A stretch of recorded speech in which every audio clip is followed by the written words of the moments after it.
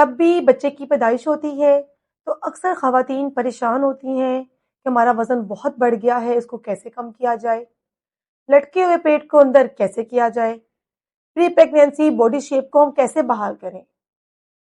अगर आपकी normal delivery हुई है या सी सेक्शन हुआ है तो ये वीडियो आपके लिए है, क्योंकि आज की वीडियो में मैं उन टिप्स के बारे में बताऊंगी जो कि इंतहाई आसान और मुफीद है। अगर आप इनको फॉलो करेंगी तो 100% श्योरिटी के साथ आप अपने वजन को कम कर सकेंगी।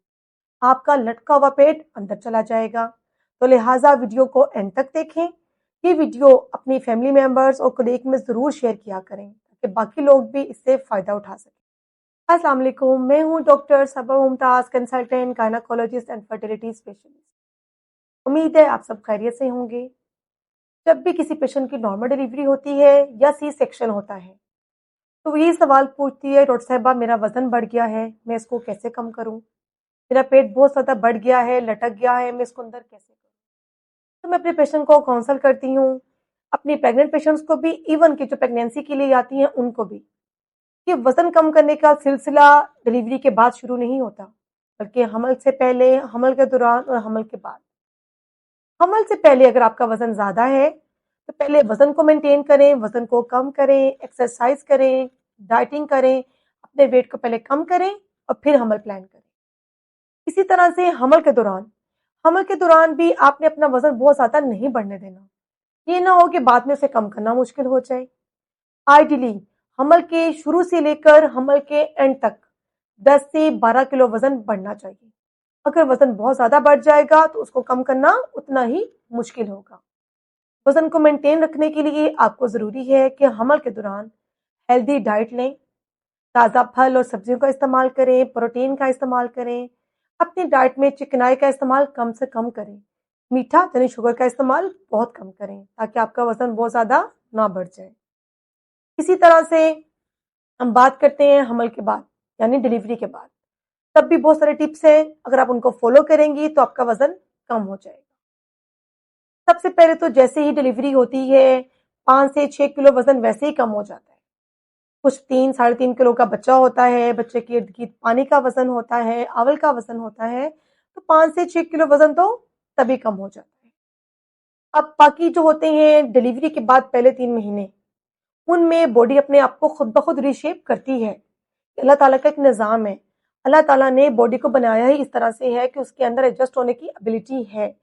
हमने सिर्फ उसको वो हालात प्रोवाइड करने हैं ताकि बॉडी को रीशेप होने में, वज़न कम करने में, लटके हुए पेट को अंदर करने में हेल्प हो सके। तो वो कौन से टिप है?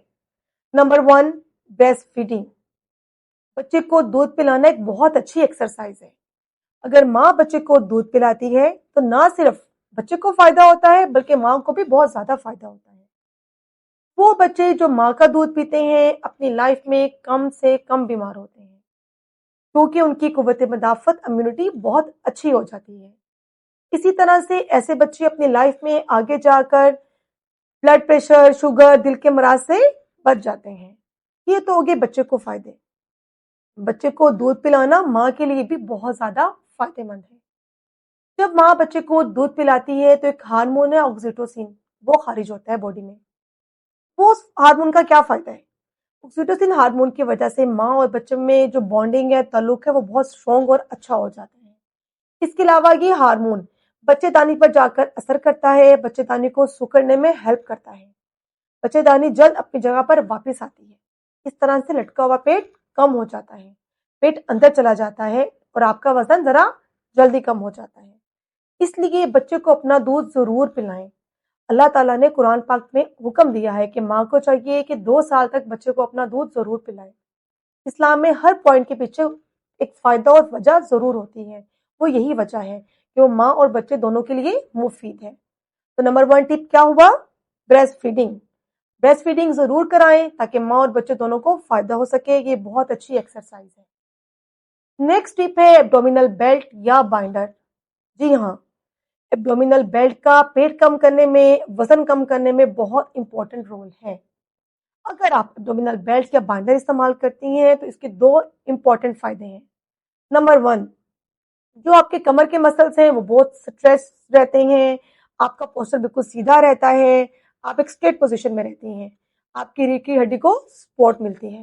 होता क्या है, जब माँ बच्चे को दूध पिलाती है तो बार बार आगे की तरफ झुक रही होती है, इससे कमर में दर्द होता है।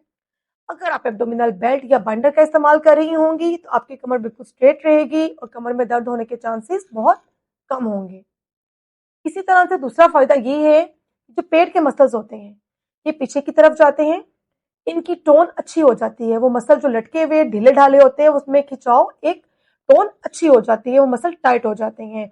इस तरह से आपका पेट अंदर चला जाता है।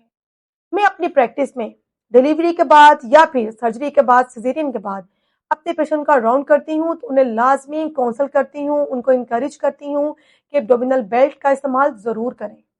पुराने जमाने में क्या होता था, फीमेल्स कपड़े का बेल्ट बना लेती थी, तो लिहाजा आप एब्डोमिनल बेल्ट और बाइंडर जरूर इस्तेमाल करें। आजकल मार्केट में बहुत अच्छे अवेलेबल हैं, ताकि आपकी कमर में दर्द ना हो, आपके पेट के जो मसल्स हैं वो अंदर की तरफ जाएं, उनकी टोन अच्छी हो जाए। नेक्स्ट इंपॉर्टेंट टिप है बॉडी मसाज। बॉडी मसाज का बहुत इंपॉर्टेंट रोल है आपकी बॉडी को रीशेप करने में और वजन कम करने में। जब बॉडी मसाज की जाती है तो उसके क्या फायदे होते हैं? एक तो आपकी बॉडी की जो स्वेलिंग है वो कम हो जाती है। तो होता क्या है, प्रेगनेंसी में एक हार्मोन खारिज होता है रिलैक्सिन, जो कि क्या करता है, आपके मसल्स को रिलैक्स करता है, जॉइंट्स को दरमियान स्पेस बनाता है, ताकि बच्चा माँ के पेट में फल फूल सके, नॉर्मल डिलीवरी में हेल्प हो सके, बच्चे को पेट में जगह मिल सके, जिसकी वजह से मसल्स भी ढीले हो जाते हैं और जॉइंट्स भी। मसाज का क्या फ़ायदा होता है? मसाज जॉइंट्स को अपनी शेप में आने में हेल्प करती है, अपनी जगह पर वापस आने में हेल्प करती है, मसल्स को स्ट्रॉन्ग करती है, मसल्स की टोन को बढ़ा देती है। बॉडी मसाज से बॉडी की स्वेलिंग भी कम हो जाती है और जॉइंट्स भी अपनी जगह पर वापस आ जाते हैं। बॉडी मसाज करने का एक और इम्पॉर्टेंट फ़ायदा है कि खून की गर्दिश अच्छी हो जाती है। खून की सप्लाई बॉडी के हर हिस्से को अच्छी जाती है। जब खून अच्छा जाता है तो न्यूट्रिशन भी अच्छी जाती है। माँ क्या करती है, थकावट कम फील करती है, अपने आप को रिलैक्स फील करती है। पुराने ज़माने में तो दाइयों से ज़रूर मसाज करवाई जाती थी। आप भी उस दाई से मसाज करवाएं जिसको प्रॉपर मसाज करनी आती हो, जिसको टिप्स पता हो कि मसाज करनी कैसे है। अदरवाइज आप अपने लिए फिजियोथेरेपिस्ट भी हायर कर सकती हैं, ताकि प्रॉपर तरह से बॉडी मसाज हो सके, आप अपने आप को रिलैक्स फील कर सकें, मसल्स की टोन अच्छी हो सके, मसल्स स्ट्रॉन्ग हो जाए और आपके जो जॉइंट्स है वो सब अपनी रीशेप हो जाए। नेक्स्ट इंपॉर्टेंट टिप है स्लीप। अच्छी नींद तो हर इंसान के लिए जरूरी है। प्रेगनेंसी और डिलीवरी की थकावट के बाद तो पेशेंट को एक अच्छी नींद जरूर लेना चाहिए। जब एक माँ अच्छी नींद लेती है तो बॉडी में ऐसे हार्मोन्स खारिज होते हैं जो कि बॉडी को रिलैक्स रखते हैं, आपका वजन कम करने में हेल्प करते हैं। अगर माँ की नींद अच्छी पूरी होगी तो वो बच्चे को भी अच्छी केयर देगी, उनका मूड खुद भी अच्छा रहेगा, उसका अच्छा खाना पीने को दिल करेगा। अगर माँ की नींद अच्छी पूरी नहीं होगी तो माँ डिप्रेशन में रहेगी, एंजाइटी में रहेगी। इसलिए प्रॉपर नींद बहुत ज़रूरी है। इसमें हस्बैंड का और फैमिली का बहुत इंपॉर्टेंट रोल है। मैं अपने पेशेंट को काउंसल करती हूँ कि जब बच्चा सोए तो साथ में आप भी सो जाएँ। हस्बैंड केयरिंग होगा तो वो क्या करेगा, रात में जब बच्चा सो रहा है हस्बैंड को चाहिए कि बच्चे को खुद संभाल ले। क्या अगर आप जॉइंट फैमिली में रहती हैं तो फैमिली मेंबर्स को चाहिए कि बच्चे को थोड़ी देर के लिए अपने पास ले जाएँ, ताकि माँ एक अच्छी नींद ले सके। इसलिए नींद भी बहुत इंपॉर्टेंट फैक्टर है एक आपकी बॉडी को रीशेप करने में, आपको हेल्दी रखने में, सी सेक्शन का डिलीवरी के बाद आपकी बॉडी की रिपेयरिंग में। तो नेक्स्ट टिप है वो है डाइट। प्रॉपर डाइट बहुत ही इंपॉर्टेंट है। हमारी फीमेल्स क्या समझती हैं, अब हमारा वजन बहुत ज़्यादा बढ़ गया है तो हम जल्दी जल्दी इसको कम कर लें, डाइटिंग करेंगी, फाका करेंगी, ऐसा आपने हरगिज़ नहीं। जिंदा रहने के लिए, हेल्दी रहने के लिए एक प्रॉपर कैलोरी रिक्वायरमेंट होती है, खासतौर पे वो माँ जो बच्चे को दूध पिला रही होती है। सी सेक्शन या डिलीवरी के बाद बॉडी को रिपेयर होने के लिए भी कैलोरी की जरूरत होती है। इम्पोर्टेंट बात यह है कि आपने क्या खाना है और क्या नहीं खाना। पहले हम बात कर लेते हैं कि आपने क्या खाना है। आपने हेल्दी डाइट लेनी है। सी सेक्शन या डिलीवरी के बाद आपने अपनी डाइट में प्रोटीन का इस्तेमाल मैक्सिमम करना है। क्या मुराद है इस बात से? आपने अपनी डाइट में अंडे का इस्तेमाल करना है। आप सुबह एक उबला हुआ अंडा लें, शाम में लें, गोश्त का इस्तेमाल ज़्यादा करें। जितना प्रोटीन लेंगी आपकी बॉडी के मसल उतने स्ट्रॉन्ग हो जाएंगे, उनकी टोन उतनी अच्छी हो जाएगी। आपने ताज़ा फल और सब्जियों का इस्तेमाल करना है, सलाद का इस्तेमाल करें। सबसे इम्पोर्टेंट कि पानी का इस्तेमाल बहुत ज़्यादा करना है। ये बहुत बड़ी मिथ है। हमारी सियानियाँ बुढ़ियाँ कहती हैं कि अगर आपने पानी का इस्तेमाल ज़्यादा किया तो आपका पेट फूल जाएगा, आपका पेट बढ़ जाएगा, कभी अंदर ही नहीं जाएगा। ऐसा हरगिज़ नहीं है। ये बहुत बड़ी मिथ है। बल्कि जितना ज़्यादा पानी का इस्तेमाल आप करेंगी, आपकी बॉडी के टिश्यू उतने हाइड्रेटेड रहेंगे, आप उतनी ज़्यादा हेल्दी रहेंगी। बल्कि पानी का ज़्यादा इस्तेमाल वज़न कम करने में हेल्प करता है। इसलिए आपने पानी का इस्तेमाल भी बहुत ज़्यादा करना है। और आपने क्या नहीं करना, आपने स्पाइसी फूड्स नहीं लेनी, मीठे का इस्तेमाल कम करना है, चिकनाई का इस्तेमाल कम करना है, देसी घी दूध में डाल-डाल के नहीं पीना, चमचों के साथ नहीं खाना। आपने क्या करना है, देसी घी में अपना खाना बना सकती हैं, यखनी बना सकती हैं।